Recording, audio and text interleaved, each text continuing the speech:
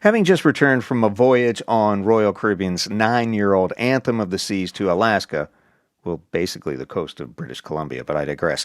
I'm eager to share my thoughts on this ship.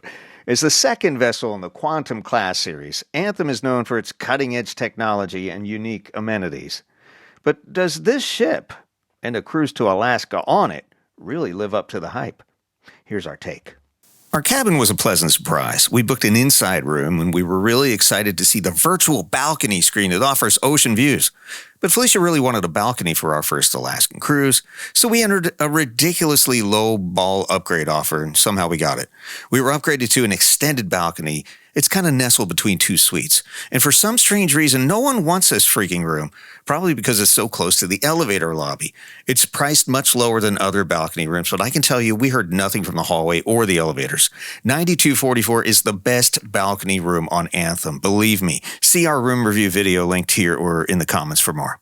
Now, the first thing you'll notice about Anthem of the Seas is its focus on strange activities. Ripcord by iFly is a simulated skydiving experience, and it's a thrill for a lot of people. It's over fast in like 2 minutes, I think, and it looks like a lot of work, and it's expensive. And even if you don't participate like we didn't, it's fun to watch others try it.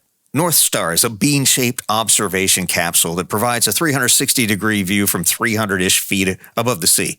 The views are probably breathtaking when it's not foggy out like it is on most days of an Alaskan cruise. But after the plexiglass broke on Icon of the Seas water slide, we decided we better wait it out before trying this. Seaplex is a large indoor space that we're now seeing on other ships from Carnival, Norwegian, and MSC that transforms throughout the day, offering everything from roller skating to pickleball to bumper cars. It's a great way to have fun, especially during inclement weather, typical on Alaska cruises. 270 is a lounge with sort of panoramic views of the ocean on the rear of the ship. Now, 270 degrees, if you remember your geometry, is nearly a full circle. But the 270 lounge barely offers 180-degree views. So it really should be called 160. And there's poles in it, so you can't see clearly, but whatever. At night, it transforms into an entertainment venue with average shows that combine live performance with robotic screen technology. That's not particularly super exciting. Okay, let's pause here for a moment. This is where I get a lot of flack. As a former DJ, show producer, and entertainment director, I am a critical judge when it comes to entertainment. I mean, it was my job to be a critical judge. And I quickly learned how to recognize good entertainment and true talent when I saw it. And sadly, I didn't see much true talent on Anthem of the Seas. I'd rank it average as best, which isn't really that bad. Maybe a notch better than what you'd see at your average old age home. With that, let's talk about the entertainment on Anthem of the Seas. The main theater hosts an off-Broadway show called We Will Rock You. All right, well, maybe it's way off Broadway. It's a painfully full 2-hour musical and not a shortened version, which it probably should be considering the age level and how much people are drinking on a cruise ship because you got to go, you know what I mean? We lasted about a half hour before we had to leave for a pee break and we didn't go back. And then it wasn't great, to be honest. And then there's the typical cover band live music in the music hall. It's not terrible. I mean, it's fun to watch and hang out with. And again, you're throwing down, so you don't recognize that it's not just average. And then there was just plain awful karaoke and boleros. Oh my God, there's this little girl on there who's, I guess their parents are pushing her to be on America's Got Talent or whatever, and she really can't sing, and it's terrible, and she's trying to do these, never mind, it was awful. So if you're into that kind of thing, I mean, you'll really enjoy it, I guess. Let's talk about dining on Anthem of the Seas. There's a huge range of options from casual eats to upscale specialty restaurants. You could probably spend a week eating only at the complimentary venues and be perfectly happy. Heck, we would have been. The main dining rooms, Chic, American Icon Grill, The Grand, and Silk. Honestly, I don't even know where they are because we don't do main dining rooms anymore. I mean, who has 2 hours to waste? They take so long, and it's the same food you're going to get up in the Windjammer. I don't know. We opted for specialty dining on most nights to test those restaurants out, so you don't have to. And we did the buffet on others. The Windjammer Marketplace is the buffet. It's a solid choice with a wide variety of options. Basically the same kind of stuff you're going to get in the main dining room, but you don't have to wait 2 hours. You just get what you want as much as you want and hightail out of there and go see a show.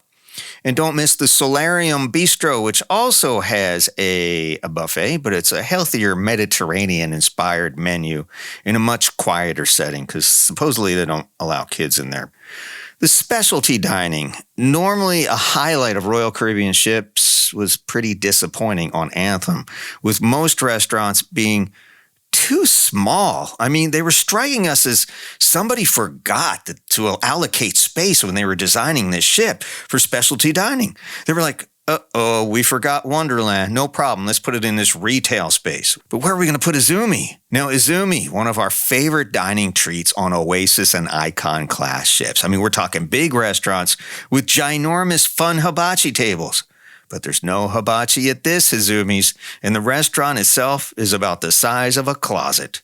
Most people sat in the hallways, and there were people waiting to get in, and like their butts were right in their faces. They were sitting at the tables, and that's no way to enjoy a restaurant, right?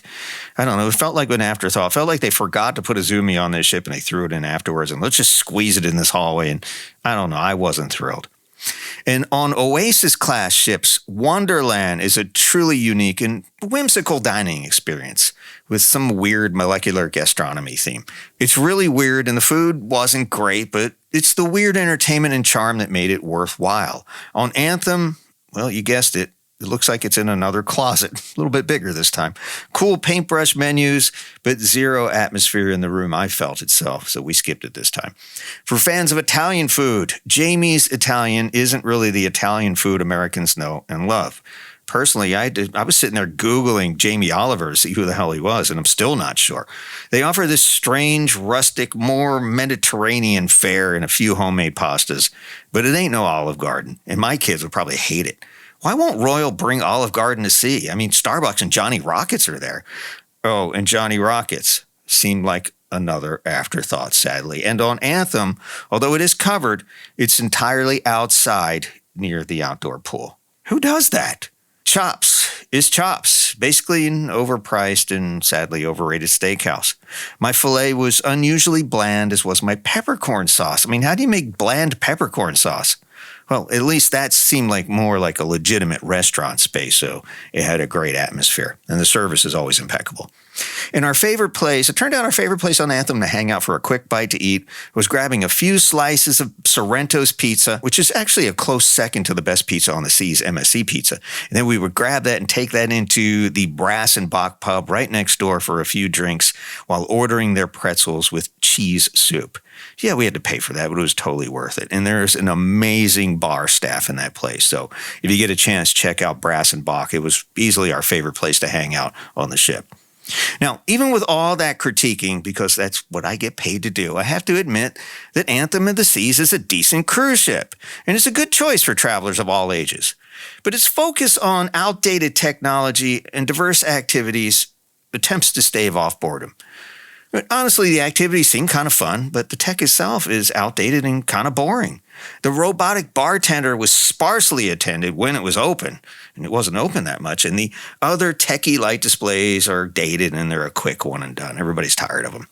The staff. Now, staff is almost always exceptional on all Royal Caribbean ships, always friendly and going the extra mile to make your vacation special. So make sure you watch our video on gratuities and make sure you leave them a few extra bucks in cash, hopefully.